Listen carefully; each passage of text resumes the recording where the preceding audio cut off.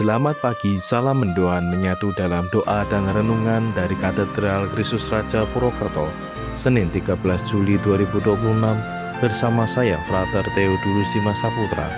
Sobat mendoan yang terkasih, hari ini kita akan merenungkan Sabda Tuhan dari Injil Matius bab 10 ayat 34 sampai bab 11 ayat 1. Marilah kita menyiapkan hati untuk mendengarkan Sabda Tuhan. Dalam nama Bapa dan Putra dan Roh Kudus. Amin. Inilah Injil suci menurut Matius. Dimuliakanlah Tuhan. Pada suatu hari Yesus bersabda kepada ke-12 muridnya, "Jangan kalian menyangka bahwa aku datang untuk membawa damai di atas bumi. Aku datang bukan untuk membawa damai, melainkan pedang. Sebab aku datang untuk memisahkan orang dari ayahnya, anak perempuan dari ibunya, menantu perempuan dari ibu mertuanya, dan musuh orang ialah seisi rumahnya. Barang siapa mengasihi bapa atau ibunya lebih daripadaku, ia tidak layak bagiku.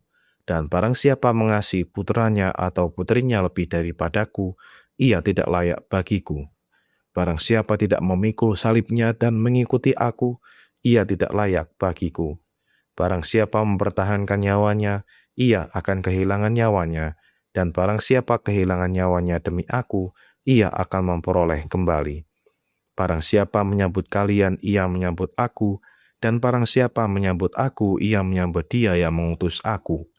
Barang siapa menyambut seorang nabi sebagai nabi, ia akan menerima upah nabi, dan barang siapa menyambut seorang yang benar sebagai orang benar, ia akan menerima upah orang benar.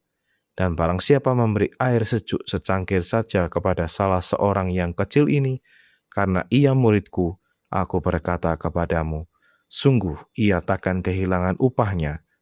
Setelah Yesus selesai mengajar ke-12 rasulnya, ia pergi dari sana untuk mengajar dan memberitakan Injil di dalam kota-kota mereka. Demikianlah sabda Tuhan, terpujilah Kristus. Sobat mendoan yang terkasih, sabda Yesus hari ini terdengar mengejutkan. Ia berkata bahwa ia datang bukan membawa damai, melainkan pedang. Bukan berarti Yesus mengendaki pertikaian, tetapi ia menegaskan bahwa mengikutinya menuntut sebuah pilihan yang tegas. Kasih kepada Kristus harus menjadi prioritas di atas segala sesuatu, bahkan ketika pilihan itu tidak mudah dan dapat menimbulkan penolakan dari orang-orang terdekat. Menjadi murid Kristus berarti berani memanggul salib setiap hari, tetap jujur ketika orang lain memilih jalan pintas, tetap mengampuni ketika hati terluka, tetap setia pada iman meski harus berkorban. Pengorbanan itu bukanlah kehilangan, sebab Yesus sendiri menjanjikan bahwa siapa yang kehilangan hidupnya karena Dia akan memperoleh kehidupan yang sejati.